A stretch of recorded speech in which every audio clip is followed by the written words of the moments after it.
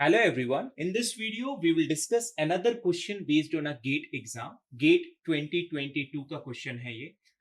This question is based on a minimum cost spanning tree. यदि आपने minimum cost spanning tree से related videos नहीं देखे हैं तो पहले वो देख लीजिए. Then उसके बाद में आप इस question पर आइए ताकि आपको understanding proper मिले. Now the question is let G V E मतलब हमें एक ग्राफ गिवन है जिसमें नंबर ऑफ वर्टाइसेस और नंबर ऑफ एजेस हैं. जो ग्राफ है वो डायरेक्टेड ग्राफ है वेयर V इक्वल्स टू 1 2 3 4 5 मतलब टोटल नंबर ऑफ वर्टाइसेस कितने 5. सो मैंने ये एक मैट्रिक्स बना लिया. इस मैट्रिक्स के थ्रू मैं आपको एक्सप्लेन करता हूं. मेरे पास में वर्टाइसेस कितने हैं, टोटल 5 वर्टाइसेस हैं. तो मैं यहां पर भी 5 लिख लेता हूं, 1 2 3 4 5. और जो ग्राफ है मेरा वो डायरेक्टेड ग्राफ है. डायरेक्टेड मींस डायरेक्शन होगा किसी पर्टिकुलर वर्टाइसिस से किसी पर्टिकुलर वर्टाइसिस तक पहुंचने के लिए एक प्रॉपर डायरेक्शन गिवन होगा. And E is the set of directed edges मतलब ई एजेस जो है वो भी डायरेक्टेड है as defined by the following adjacent matrix A. यदि आप इस मैट्रिक्स को देखें तो इस मैट्रिक्स में वो ये बोल रहा है कि A I J equals to 1 और 0. 1 कब होगा और 0 कब होगा. तो 1 के लिए यहां पे एक condition given. The condition is 1 is less than equals to J is less than equals to I is less than equals to 5. मतलब 1 कब आएगा, जब ये कंडीशन आपकी सेटिस्फाई होगी. अदरवाइज आपको क्या रखना है, 0 पुट कर देना है. ठीक है. नाउ आगे लाइन में क्या बोला है, A I J equals to 1 indicates a directed edge from node I to node J. मतलब ए आई जे 1 जब पुट कर रहे हैं मतलब ये हम बोल रहे हैं कि एक वर्टाइसिस से दूसरे वर्टाइसिस तक जाने के लिए एक डायरेक्टेड एज है. ठीक है. इसके लिए पहले ग्राफ बना लेते हैं फिर समझते हैं कि कैसे क्या. इस कंडीशन को लिख लेते हैं. Now 1 is less than equals to J is less than equals to I is less than equals to 5. ठीक. सो हम सबसे पहले जे और आई की बात करें. So let us assume this is the J और दिस इज द आई. ठीक है. जे कॉलम हो गया, आई मेरा रो हो गया. ठीक. तो जे कितना है मेरा 1. 1 क्या लेस देन इक्वल्स टू आई की वैल्यू कितनी है, आई की वैल्यू है 1. सो क्या 1 लेस देन इक्वल्स टू 1 है. Yes, condition true. Condition true है तो 1 में यहां पे पुट कर दूंगा. आगे देखते हैं. क्या जे की वैल्यू कितनी है 1. 1 क्या less than equals to 2 second वाले से. यस है. 1 क्या 3 से लेस है. यस है. 4 से लेस है क्या. यस है. 5 से भी लेस है क्या. यस है. तो सारी जगह 1 1 आ गया. नाउ आगे बढ़े. नाउ जे की वैल्यू कितनी 2. 2 क्या लेस देन इक्वल्स टू है आपके आई 1 से. No, condition false. Condition false है तो क्या लिखना है मेरी इक्वेशन में 0. यदि ये कंडीशन सेटिस्फाई होगी तभी मैं यहां पे 1 लिखूंगा, अदरवाइज मुझे क्या लिखना है 0. Now next one. क्या 2 लेस देन इक्वल्स टू 2 है. Yes, condition true. Condition true तो 1 पुट कर दीजिए. क्या 2 लेस देन इक्वल्स टू 3 है. Yes, condition true. Condition true है तो 1 पुट कर दीजिए. नाउ नाउ आगे बढ़े. क्या 2 लेस देन इक्वल्स टू 4 है. यस. क्या 2 आपका 4 से लेस है. यस है तो 1 कर दीजिए. 2 क्या 5 से लेस है. यस है तो 1 कर दीजिए. आगे बढ़े. क्या 3 आपका लेस देन इक्वल्स टू है 1 से. नो, कंडीशन फॉल्स तो 0 पुट कर दीजिए. क्या 3 लेस देन इक्वल्स टू है 2 से. नो, कंडीशन फॉल्स तो 0 पुट कर दीजिए. क्या 3 लेस देन इक्वल्स टू 3 है. Yes, condition true. क्या 3 लेस देन इक्वल्स टू 4 है. यस. यस. ठीक. आगे बढ़ते हैं. क्या 4 लेस देन इक्वल्स टू है. क्या 4 लेस देन इक्वल्स टू है 1. नो, कंडीशन फॉल्स तो 0. क्या 4 2 से लेस है. नो. क्या 4 3 से लेस है. नो. क्या 4 4 से लेस और इक्वल्स टू है. यस. 4 क्या 5 से लेस है. Yes, condition true. आगे बढ़े. क्या 5 5 क्या लेस देन इक्वल्स टू है 1. Yes, condition false. 5 आपका 1 से छोटा नहीं है. क्या 5 2 से है. नो. क्या 5 3 से है. नो. क्या 5 4 से है. नो. क्या 5 5 से लेस देन इक्वल्स टू है. Yes, condition true. सो ये आपने एक मैट्रिक्स ड्रॉ कर लिया.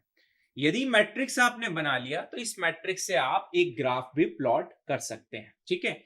आगे इस क्वेश्चन को पढ़ें कि A I J equals to 1 indicates a directed edge from node I to J. A directed spanning tree of G rooted at are.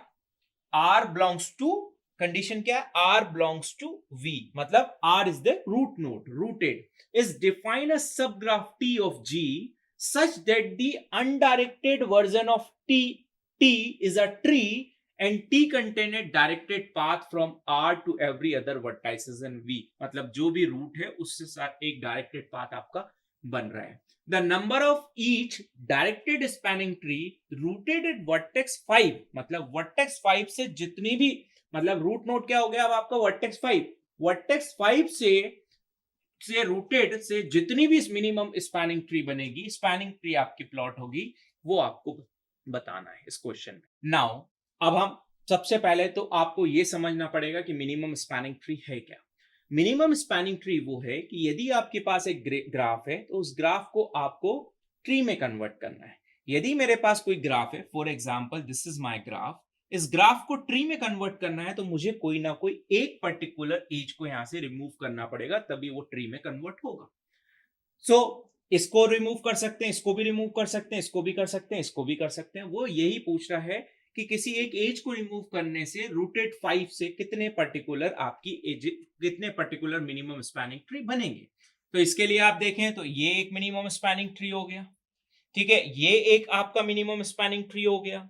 और देखें तो इधर वाली हटा दूंगा तो मिनिमम स्पैनिंग ट्री हो जाएगा, ऊपर वाली हटा दूंगा तो एक मिनिमम स्पैनिंग ट्री हो जाएगा. तो यहाँ पे टोटल 4 मिनिमम स्पैनिंग ट्री आपके पॉसिबल है. ठीक है. नाउ मिनिमम स्पैनिंग ट्री की एक और डेफिनेशन है कि जो एजेस हैं वो कितनी होना चाहिए, जितने नंबर ऑफ वर्टाइसेस हैं उससे एक कम था. ठीक, ये सारी चीजें आपकी इस क्वेश्चन में अप्लाई होगी, दैट्स व्हाई मैं बता रहा हूं. तो टोटल नंबर ऑफ एजेस कितनी हो सकती है इस मिनिमम ट्री में, v-1. v-1 मतलब टोटल नंबर ऑफ वर्टाइसेस 4 -1 कितनी 3. तो यदि आप देखें तो जो भी मैंने प्लॉट किया उसमें मिनिमम जो मैक्सिमम एज है वो आपकी 3 है. ठीक. नाउ इसके लिए सबसे पहले अपन ग्राफ प्लॉट करते हैं जिससे हम आइडेंटिफाई कर पाए कि कितने number of minimum spanning tree आपके पॉसिबल होंगे. ठीक. So let suppose this is a root node 5 और यहां पे मैं 4 ले लेता हूं, यहां पर मैं 3 ले लेता हूं, यहां पर लेट सपोज 1 ले लेता हूं, यहां 2 ले लेता हूं. ठीक. नाउ मैं प्लॉट करता हूं. 1 से 1 पे क्या मैं जा रहा हूं, यस जा रहा हूं, तो सेल्फ लूप है, सेल्फ लूप है मतलब 1 मतलब सेल्फ लूप. ठीक. 1 से 2 पे जा रहा हूं, नहीं. ठीक. फिर देखिए आप, फिर मैं कहां से कहां पर जा रहा हूं, तो यहां से आपको देखना है आई टू जे. ठीक है, directed edge from I to J. I कितना है यहाँ पे 2, 2 से 1 जा रहा हूं क्या, यस जा रहा हूं, तो ये 2 से 1 एक पाथ हो गया. ठीक. आगे बढ़ा मैं क्या 2 से 2 जा रहा हूं, यस 2 से 2 जा रहा हूं, तो ये एक पाथ हो गया. क्या 3 से 1 जा रहा हूं, 3 से 1 जा रहा हूं, यस जा रहा हूं, तो ये एक डायरेक्टेड पाथ हो गया. क्या 3 से 2 जा रहा हूं, यस जा रहा हूं, तो ये एक डायरेक्टेड पाथ हो गया. क्या 3 से 3 जा रहा हूं, यस जा रहा हूं, तो ये एक सेल्फ लूप हो गया. नेक्स्ट 4 से 1, क्या 4 से 1 जा रहा हूं, यस 4 से 1 जा रहा हूं, तो ये 4 से 1 हो गया. 4 से 2, यस 4 से 2, तो यहां पे एक पाथ हो गया. 4 से 3 जा रहा हूं, यस जा रहा हूं, तो ये एक पाथ हो गया. क्या 4 से 4 जा रहा हूं, यस जा रहा हूं, तो यहां पे एक सेल्फ लूप लग गई. नाउ 5 से मैं सभी जगह जा रहा हूं, तो 5 से, क्योंकि उसने बोला है कि 5 से हर एक जगह की पॉसिबिलिटी है, तो 3 पे भी जा रहा हूं, 2 पे भी जा रहा हूं, 1 पे भी जा रहा हूं, और मैं 5 से 2 पर भी जा रहा हूं. तो पांचों जितने भी चारों वर्टाइसेस हैं उस सब पे मैं 5 से जा रहा हूं. नाउ अब इस पर्टिकुलर ग्राफ में basically this is the graph, this is the question, हमें ये फाइंड आउट करना है कि कितने मिनिमम स्पैनिंग ट्री पॉसिबल होंगे. ठीक. तो ये थोड़ा सा होचपोच सा और कॉम्प्लेक्स ग्राफ हो गया. इसको समझने के लिए मैं छोटे छोटे ग्राफ से आपको एक्सप्लेन करता हूं. ठीक. लेट अस अज्यूम यहां पर हमारे पास में एक ग्राफ है ये, जिसमें यहां पे ये 1 है, यहां पे ये 2 है, एक डायरेक्टेड पाथ है. अब मैं आपसे ये पूछूं कि इस ट्री से, इस पर्टिकुलर ग्राफ से कितनी मिनिमम स्पैनिंग ट्री पॉसिबल है, तो आपका आंसर क्या होगा, मिनिमम स्पैनिंग ट्री जो पॉसिबल होगी, या मिनिमम स्पैनिंग ट्री छोड़ दें अपन, स्पैनिंग ट्री पॉसिबल होगी तो कितनी होगी 1. ठीक है, मतलब यदि नंबर ऑफ वर्टाइसेस 2 हैं तो कितनी मिनिमम स्पैनिंग ट्री बनेगी आपकी 1. ठीक. नाउ आगे बढ़े तो देखते हैं और वर्टाइसेस इंप्रूव करते हैं. तो हमने वर्टाइसेस ले लिए 3.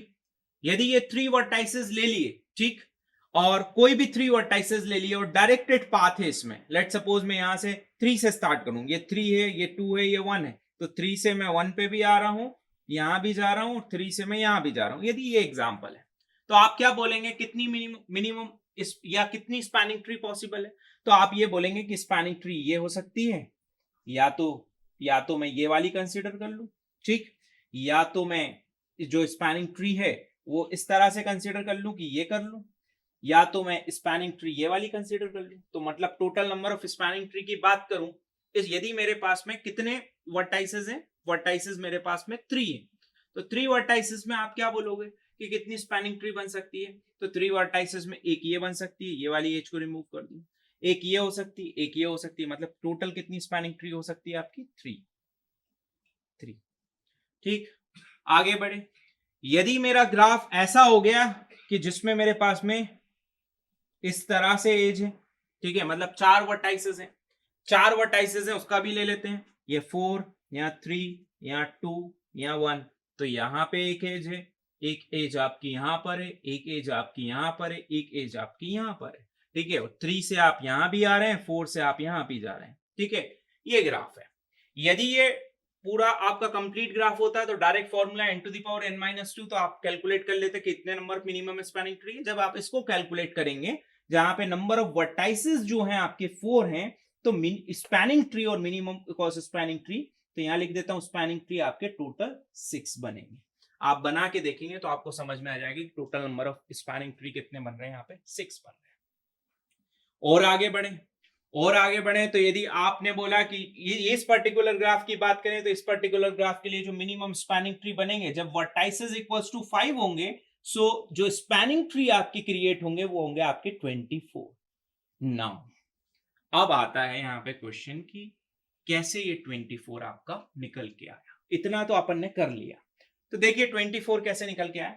पहले 24 देखें तो फैक्टोरियल किसका है, 24 आपका 4 का फैक्टोरियल है, 4 इंटू 3 इंटू 2 इंटू 1, यदि आप इसको करेंगे तो यह आएगा आपका 24। मतलब यदि वर्टाइसेस 5 हैं तो उससे एक कम का फैक्टोरियल आप निकाल लें। कैसे आया ये यहां से आया। कैसे, वर्टाइसेस कितने हैं आपके, कितने नंबर ऑफ एजेस हो सकते हैं यहाँ पर, मैक्सिमम एजेस कितने हो सकते हैं, मैक्सिमम एजेस हो सकते हैं v-1, v कितने हैं 5 वर्टाइसेस, 5-1 कितना होगा 4, 4 का फैक्टोरियल निकाल लीजिए 24। प्रूफ करता हूं इसको, अब कैसे प्रूफ करता हूं, यहां से प्रूफ करता हूं, यहां से देखिए आप, यहां से वर्टाइसेस कितने हैं आपके 4, तो 3 का फैक्टोरियल, तो 3 का फैक्टोरियल कितना होता है 3 इंटू 2 कितना हो गया आपका 6, तो ये देख लीजिए मिनिमम स्पैनिंग ट्री कितनी बन जाएगी 6। और देखिए आप, यदि इसकी बात करूं तो इस पर्टिकुलर क्वेश्चन में वर्टाइसेस कितने हैं मेरे, वर्टाइसेस हैं 3, ठीक है, स्पैनिंग ट्री कितनी बन पा रही है, स्पैनिंग ट्री आपकी कितनी बन पा रही है, यहाँ पे आप देखो तो इस पर्टिकुलर ग्राफ के लिए जो स्पैनिंग ट्री बनेगा आपका वो कितनी बन रही है, यहां पे समझना आप, तो यहाँ पे यदि 3 वर्टाइसेस है तो 2 का फैक्टोरियल 2 इंटू 1, मतलब total number of spanning tree कितनी बन गई 2। मैंने कहीं यहां पर गड़बड़ कर दिया था, टोटल स्पैनिंग ट्री कितनी बनेगी, या तो ये वाली एज ले सकता हूं, ठीक है, इसको रिमूव कर दूं या इसको रिमूव कर दूं या इसको रिमूव कर दूं। इस पर्टिकुलर केस में यदि अपन देखें तो इस पर्टिकुलर केस में साइकिल नहीं बनना चाहिए, साइकिल नहीं बनना चाहिए, तो 1, अच्छा इधर तो पाथ ही नहीं है तो ये वाली तो मैं ले ही नहीं सकता था, या तो ये वाला ले सकता था या फिर ये वाला ले सकता था, सॉरी, तो एक पाथ इधर वाला तो पाथ ही नहीं है, यदि ये वाला पाथ नहीं है तो मैं इस वाली को तो कंसिडर कर ही नहीं सकता था, तो ये वाली नहीं होगी आपकी। तो कितनी मिनिमम स्पैनिंग ट्री बन गई आपकी 2, यहां पर इस पर्टिकुलर ग्राफ के लिए मैंने जनरल आपको बता दिया था ना, इसके लिए आप देखें तो 1 ही बन रही है। तो this is the proof, this is the conclusion कि यदि वर्टाइसेस रूट वर्टेक्स मेरा 5 है तो total number of minimum spanning tree मेरी कितनी बन सकती है 24। आप इस ग्राफ को उठाइए, चाहे तो 1 बाय 1 करके मैन्युअली भी ड्रॉ करके देखेंगे तो आंसर आपका यही आएगा। बट जब हमारे पास में वर्टाइसेस बहुत ज्यादा होते हैं, लेट सपोज आपको बोलता है कि टोटल नंबर ऑफ वर्टाइसेस 6 हैं, 6 इज द रूट वर्टाइसेस, तो आप क्या करते हैं 5 का फैक्टोरियल, आप डायरेक्टली बोल सकते थे कि उस पर्टिकुलर केस में 120 मिनिमम स्पैनिंग ट्री बनती है। 6, 7, 8 व्हाटएवर आप कुछ भी दे दें, आप कैलकुलेट कर सकते हैं। So this is all about this question. Thank you so much.